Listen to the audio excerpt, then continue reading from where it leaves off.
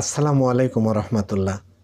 যে যেখানে আছেন, দেশে অথবা দেশের বাইরে, আশা করি ভালো আছেন।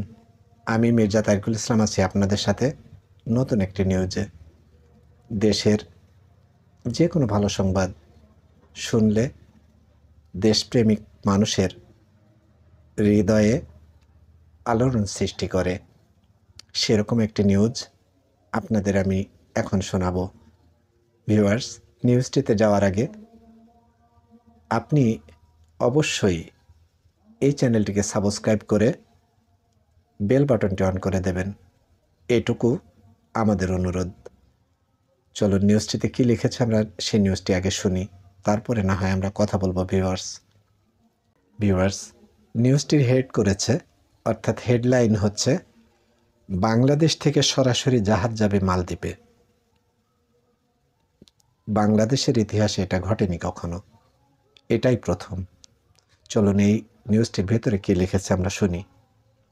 মালদ্বীপে নিযুক্ত বাংলাদেশের ভারপ্রাপ্ত হাইকমিশনার জানিয়েছেন, খুব তাড়াতাড়ি মালদ্বীপের সঙ্গে বাংলাদেশের সরাসরি জাহাজ চালু হবে। এর ফলে দুই দেশের মধ্যকার বাণিজ্যিক সম্পর্ক আরও জোরদার হবে বলে তিনি জানান। দক্ষিণ এশিয়ার ব্যবসায়িক অঞ্চলে অবস্থিত দ্বীপরাষ্ট্র মালদ্বীপে অনেক প্রবাসী বাংলাদেশি থাকলেও নেই যাতায়াত বা পণ্য পরিবহনে নেই সরাসরি কোনো যোগাযোগ ব্যবস্থা। ভারত মহাসাগরের গুরুত্বপূর্ণ এই নৌপথে অন্যান্য দেশ সরাসরি পণ্য সরবরাহ করলেও এই সুযোগ নেই ঢাকার। তবে এবার দ্রুতই মালদ্বীপের সঙ্গে সরাসরি জাহাজ চালু হচ্ছে বলে জানিয়েছেন দেশটিতে নিযুক্ত বাংলাদেশের ভারপ্রাপ্ত হাইকমিশনার। প্রতিযোগিতামূলক বাজারে বাংলাদেশি পণ্য বাংলাদেশ থেকে সরাসরি জাহাজ চালু হলে দুদেশের ব্যবসায়ীরা যেমন লাভবান হবেন, একইভাবে বাংলাদেশের অর্থনীতির ও প্রসারিত হবে বলে অনেকের মত। ভিউয়ার্স, এই ছিল এই নিউজটি প্রকাশ করেছে জনকণ্ঠ। জনকণ্ঠের সূত্র ধরেই নিউজটি আমরা আপনাদের সামনে তুলে আনলাম। ভিউয়ার্স, বর্তমানে এই গ্লোবালাইজেশনের যুগে একটা দেশ বাণিজ্যের মাধ্যমে তার সম্প্রসারণ করে তার অর্থনীতিকে। তার অর্থনীতি সমৃদ্ধ হয় বাণিজ্যের মাধ্যম দিয়ে। যত বেশি বাণিজ্য প্রসারিত করা যায়, তত বেশি সেই দেশের অর্থনীতি সামনের দিকে এগোয়।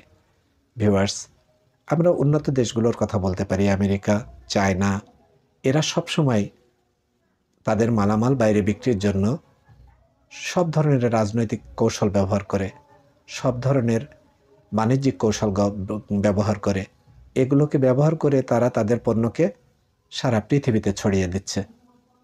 আমরা 52-53 বছরের এই বাংলাদেশের কখনো এই ধরনের বাণিজ্যিক প্রতিযোগিতায় অংশগ্রহণ করা, অর্থাৎ বাণিজ্যের সম্প্রসারণ করার জন্য চেষ্টা করা, এই ধরনের প্রক্রিয়াগুলো আমরা দেখতে পাইনি।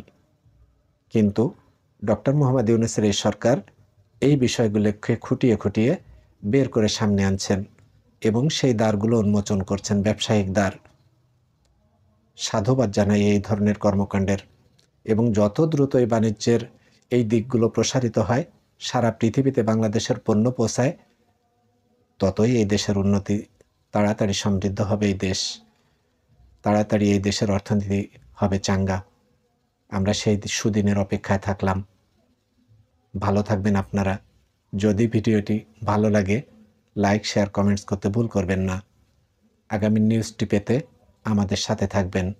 আমি মির্জা তারিকুল ইসলাম, সব সময় শুভ সংবাদ নিয়ে আপনাদের সামনে আসব। ভালো লাগবে আপনাদের। ভালো থাকবেন আপনারা, দেশে অথবা বিদেশে, যেখানে থাকেন না কেন।